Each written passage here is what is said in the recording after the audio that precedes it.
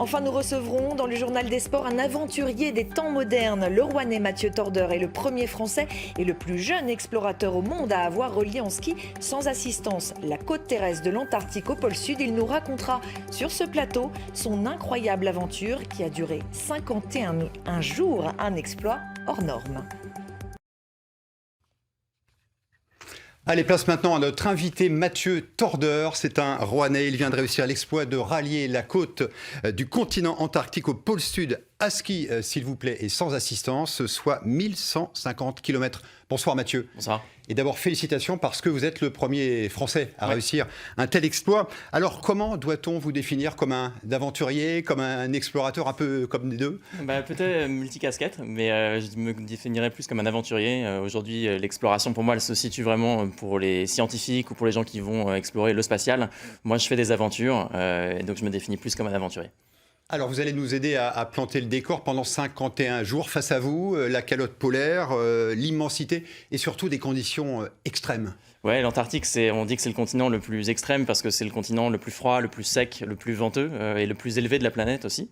Et donc effectivement, je suis parti pendant 50 jours tout seul à ski avec seulement tout ce dont j'avais besoin dans un traîneau pour survivre. Donc mon réchaud, ma tente, ma nourriture évidemment. Voilà, donc c'était à peu près 7 semaines en autonomie totale. Ouais, pour qu'on comprenne bien, il y avait le froid, parfois des pointes de moins 50 degrés, le brouillard aussi, et puis des péripéties, hein, comme ce jour où vous cassez votre boussole, c'est ça? Ouais, alors quand on part en solitaire, on essaye d'emmener tout le matériel en fait indispensable à la sécurité et à la navigation en double. Donc j'avais 2 boussoles, heureusement parce que j'en ai cassé une effectivement, mais j'avais aussi 2 téléphones satellites, 2 réchauds, 2 paires de fixations de ski, donc tout ce qui pouvait un peu me porter défaut, je l'avais en double.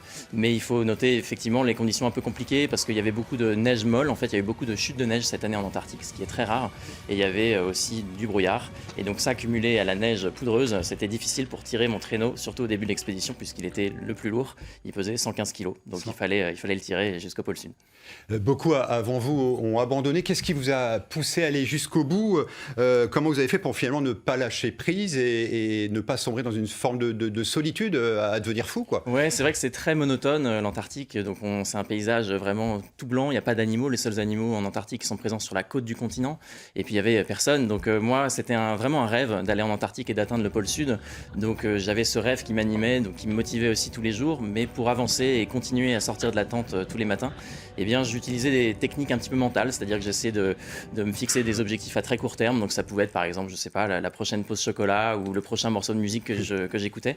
Et ça me permettait justement d'avancer. Autrement, si on pense qu'à l'objectif, qu'à l'arrivée, c'est difficile d'appréhender la totalité de l'aventure parce que 1150 km, c'est la distance d'un Ajaccio-Calais ou un Paris-Vienne à pied. Donc voilà, il faut déconstruire un petit peu l'expédition dans des objectifs courts qui sont possibles à réaliser et à imaginer. Mathieu, qu'est-ce que vous ressentez quand vous atteignez le pôle Sud après 51 jours? On vous voit le drapeau français à la main. Ouais, alors c'est vrai parce que c'est une première française en solitaire, sans assistance et en autonomie totale. Je ressens un mix d'émotions parce que ça fait plusieurs années que je travaille sur ce projet. C'est un rêve que j'ai depuis que je suis enfant.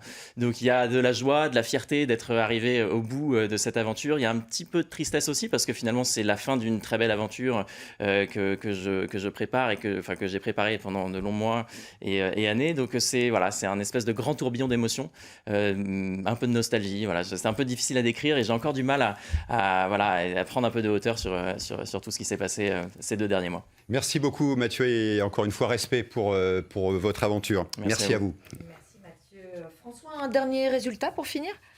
Alors avant ce résultat, on va peut-être parler d'une initiative.